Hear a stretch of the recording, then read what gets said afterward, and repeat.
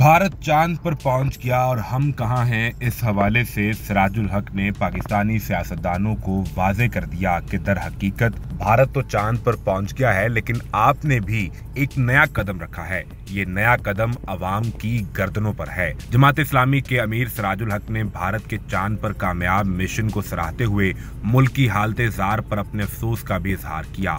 उन्होंने एक जलसे से खिताब में कहा कि हमारा ही हमसाया मुल्क जो हमारे साथ आजाद हुआ, भारत चांद पर पहुंच गया है और हम सियासी इंतकाम से आगे निकल ही नहीं पा रहे।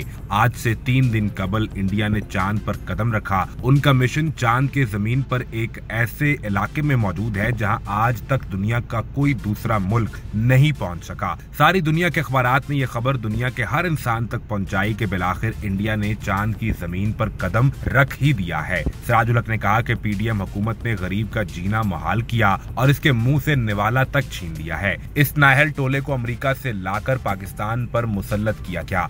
अमेरिका में एक इदारा है जो आइंदा 30 साल तक पाकिस्तान को कंट्रोल करने की मंसूबाबंदी करके बैठा है। इसी इदारे के तहत पीडीएम इक्तदार में आई थी और इन्हीं से वो अपना इक्तदार बचाने की दरखास्त करते रहे। अमीर जमात इस्लामी ने मजीद कहा कि बिजली, पेट्रोल, डीजल और गैस महंगी है। हम मुतालबा करते हैं कि हुकूमत फौरी तौर पर बिजली की कीमतों में इजाफे को वापस ले। हुक्मरानों और अदलिया ने अवाम को रिलीफ देने के लिए कभी इक़दाम नहीं किए। जमात इस्लामी के अमीर सिराजुल हक ने कहा कि जब तक पाकिस्तान में सूदी निजाम राइज है, ये मुल्क तरक्की नहीं कर सकता, क्योंकि सूदी निजाम अल्लाह के साथ खुली जंग है। सिराजुल हक ने कहा कि हमारे साथ हमसाया मुल्क भारत आसमान की तरफ सफर करते हुए चांद पर पहुंचा और चांद की जमीन पर कदम रखा है। हमने भी अपना एक कदम उठाकर अवाम की गर्दन पर रख दिया है। सिराजुल हक ने कहा कि मुल्क इस वक्त मुश्किल वक्त से गुजर रहा है। गरीब महंगाई से तंग है और खुदकुशी करने पर मजबूर है। पीडीएम की हुकूमत ने अवाम का जीना दोबर नहीं किया, बल्कि अवाम को खुदकुशियों पर मजबूर कर दिया। निगरान हुकूमत ने साबका हुक्मरानों की तरह बिजली की कीमत में होशरुबा इजाफा किया है।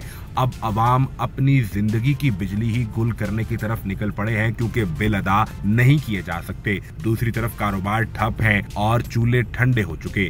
तोशाखाना केस के हवाले से कहा कि सिर्फ तहरीक इंसाफ के चेयरमैन पर नहीं, बल्कि इसके अलावा दीगर जितने लोग इससे फायदा उठा चुके, उन सबको भी कानून की गिरफ्त में लाना जरूरी है। हुक्मरानों और अदलिया के हवाले से कहा कि ये अवाम को इंसाफ नहीं देते, इन्हें अपने इस तर्ज अमल पर गौर करना चाहिए।